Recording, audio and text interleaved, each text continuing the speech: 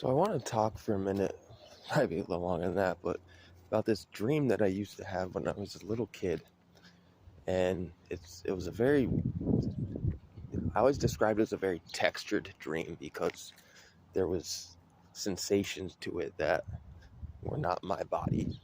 Um, and it was this, I don't even have much memory of it, but it was this looping cycle of, I would be with my dog when I was a kid. I had this Cocker Spaniel, Sasha. I'd be with her and I'd feel this tension and this pressure building up. And then this dude, I guess I always associated it with my dad, would like come barging into the room, and just like this rage would just like peak. It was like rubber bands snapping back, and then it would start over again.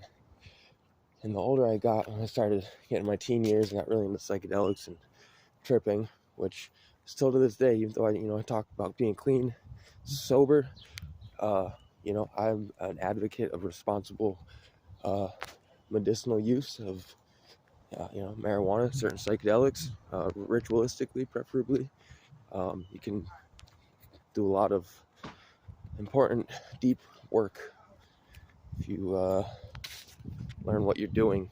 I'm gonna tread lightly, but anyways, I started robo tripping, taking it's like cough syrup when we were teenagers, dextromethorphan. It's a dissociative, which is sort of like tripping, but more ketamine, PCP are more dissociatives. So I remember the first time I ever took this with a friend in high school, and it hit me, and it made me think of that dream. I'm like, whoa, this is weird. Were those days I was homesick and just drank too much? Mom gave me too much Robitussin or something? Tussin, dude. So that's kind of what I started going with for a long time. And then recent years, I've been having a lot of things from my childhood come back up. Some really dark, not fun to talk about things, but that seem very crucial and important to why I am the way I am and who I am. And a lot of it's a mystery too. So I'm trying to do some work to retrieve that part of myself. But so more recently, with all that stuff coming up, some of my earliest memories, like I have such detailed, vivid, lucid memories of the most random seeming things from my childhood, and then just huge blocks are just non-existent. It's really weird. I guess it's not that weird with things I'm starting to come across.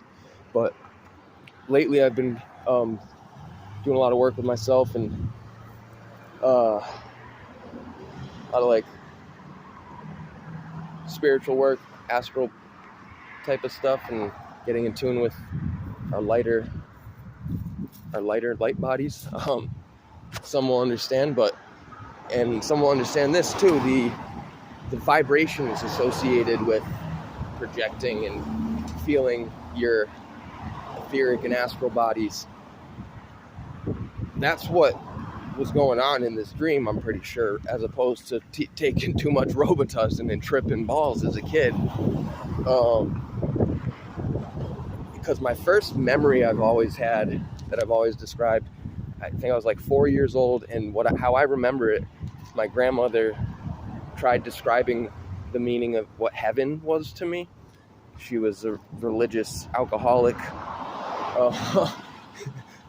Not an alcoholic religiously, but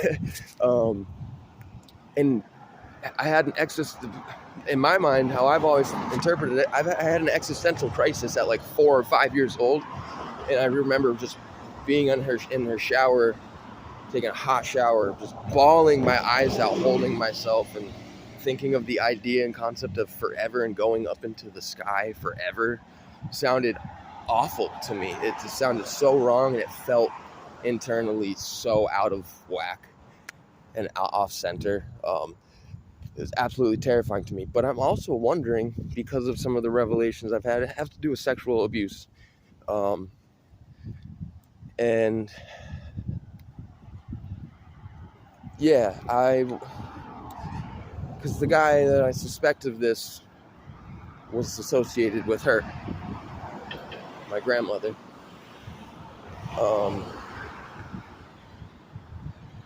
Yeah. So it's weird, gotta be careful finding out who you are and digging deep into some memories. But And I've had a few friends say this to me, that, I don't think it's necessarily important to find out exactly what happened, but there's a piece of me that's stuck there. There's a piece of me, a big part of me too, that feels like I don't really know where I come from, because when I was born, I wasn't breathing. My parents always told me I was born not breathing, was taken away for a couple days. They didn't even get to hold me. When they brought me back a few days later, doctors didn't really tell them much other than I was very likely going to grow up to have serious brain damage. And all my life, my parents, when the little they did talk about, it's like, we don't know what happened to you. Something saved you. You got an old soul. Now my mom's gone. Can't talk to her about it. Couldn't really anyways, because she's very far gone. My dad and I don't talk, and he's had a bunch of strokes over the years, and the last time I did try to talk to him about it, he's like, I don't remember any of that. So it's like I live in my own little Mandela effect. It just kind of makes you feel a little crazy sometimes. But there's been so much, it's hard not to believe there's been a lot of higher intervention on my behalf with all of my addiction and drug use and numerous overdoses and actual times of dying. A lot. There's been a lot. And the times I've had brushes with death and walked out the other side still as coherent as I am, head injuries out the wow, dude. Like, it's lots of trauma I've packed upon myself, and some others have put upon me. What can you do other than try to acknowledge it, be self-aware, want to heal from it, and help others heal eventually? Because I'm not alive for no reason, and I'm not alive to live for myself. I know that now.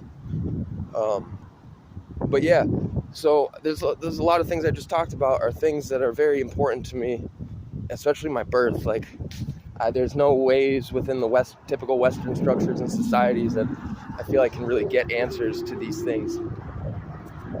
So, I'm figuring it out on my own, like I've always done, with help of some really amazing people that are coming into my life at very odd, specific times about very specific things.